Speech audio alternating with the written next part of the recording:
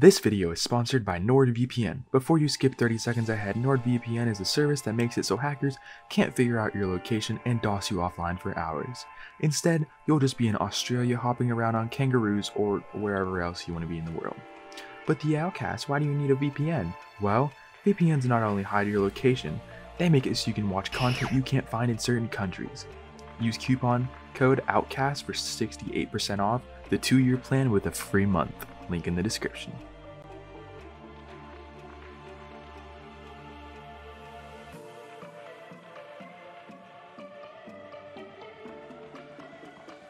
So go ahead and start by getting rid of all the rocks and all of the bushes that you can find inside and outside of the cave that are just around it. Now start by building 2 foundations over here in this corner. It's going to add a little turret wall so people cannot hide. So go ahead and put your walls on it just kind of like this. It's pretty easy to do, just a little tiny turret wall to keep people from being able to hide from the main wall. After you're done, it should look something like this. It's just 3 hatch frames, just build them inside of that.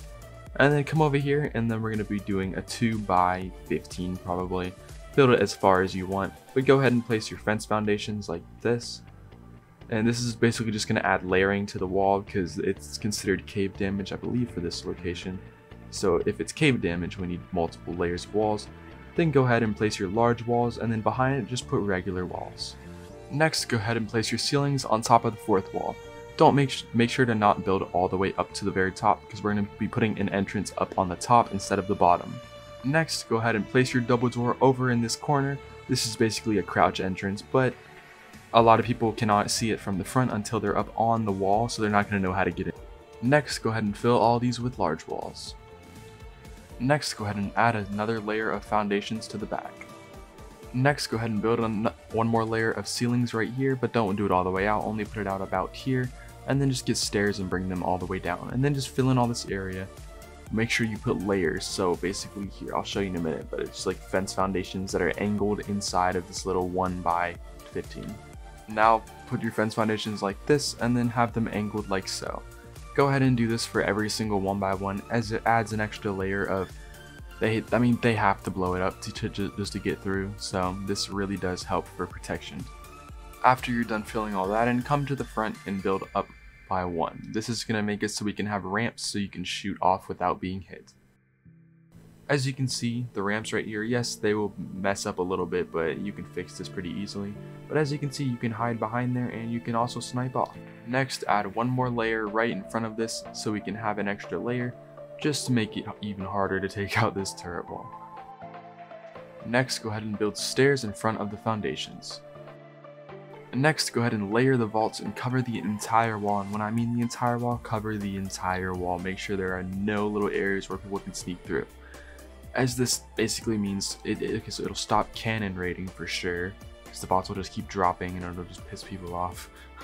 But anyways, this also it takes 15 C4 per vault, so it adds probably 3 extra layers. It is very difficult to get this though. This took me a long time because of placement issues, but once you get it, it'll be really good. But build it up to the ramps. Next, lay out the hatch frames exactly how I have it. Yes, there is a gap on the top, but that is so you're able to snipe people who are soaking your base. Next, go ahead and place your tech jenny back here in the corner. I found this is the best spot that reaches the most area. Next, go ahead and lay your turrets out exactly how I have it. You should take a screenshot so you can get exactly how I have it laid out. And then here's the layout for this little tiny wall. Now go ahead and cover the entire floor with foundations. This also works as spam, so it's harder for people to push up onto your full main base. Now we're going to need to extend it up onto this hill, so go ahead and build up, and then tower over with the ceilings, and then just connect the pillars to the ground, and there you go, you have a platform. Next, go ahead and connect your stairs like this. After you're done building a platform, it should look something like this. Just go ahead and just make it go on as much land as you possibly can. And then underneath, we're going to be building personal rooms. This is very easy to do. We're just going to do 2x2 personal rooms. It should be pretty easy to figure out. I'm not going to show the full tutorial because of video length. We're trying to keep it a little bit shorter. But anyways, if you're not really so sure, just look up a different video on like our rooms that we usually do, and you can just try to build that underneath there.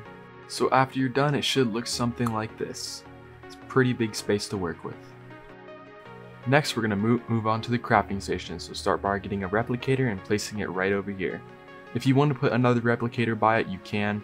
We're just making this as OCD friendly as we possibly can. Next, come to the back wall and place a pillar, and then skip 2 foundations, place another one, and then skip 2, place another one. And just go ahead and just fill all this in with ceilings. This is where our indie forges and everything for a crafting station is going to go. Place 5 indie forges up there, along with 2 industrial grinders. Next, go ahead and place 4 smithies, 4 fabricators, and 8 chem benches like that. Next, get your dedicated storages, line it up as best as you possibly can, and then build 4 up. I built 3 up right here, but I built 4 up after this because you are not able to access the indie forges that way, but like this you are able to access everything perfectly fine, and then pick up all the rest of them. Next, go ahead and fill in this entire area with the dedicated storages.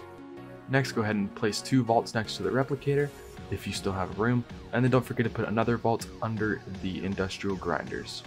And then the crafting station is completed. Next, go ahead and come down here. This is going to be where we put our cryo fridges. I tried every other area, and this was the best one that I could get to work.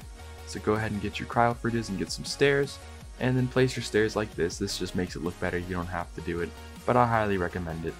Then go ahead and put a hatch frame over it, and then I think I fit 36 cryos in here. You have to put it in like a zigzag kind of way.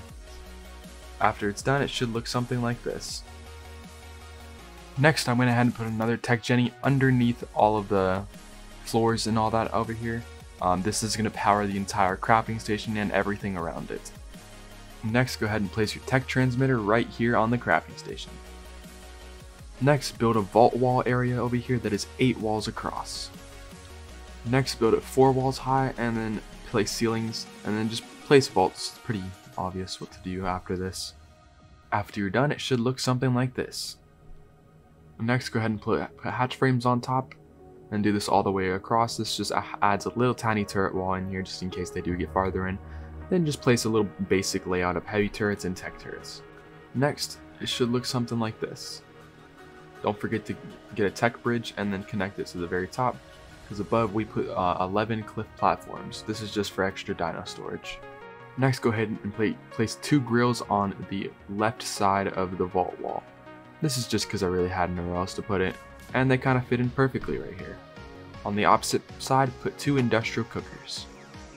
Next, come down by the cryo fridges and build a little hatchery area like this. This is just meant to store all the fertilized eggs and all the stuff for raising babies.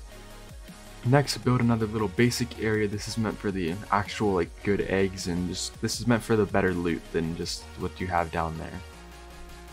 Next, come up top to these 2 cliff plats and then place 3 foundations and 2 metal pillars, and then build down 7 on each side. You will probably need to do this with a Quetzal or grapples. I recommend grapples, but if you have a Quetz, this really helps out a lot. But anyways, build 3 different ceilings on each pillar, and then just connect them all, and there's a hanging tower for you. It's pretty simple. After you're done, it should look something like this. Next, go ahead and place some railings up here. This just allows the dinos from not being able to walk off in case somebody like J-whistles or something.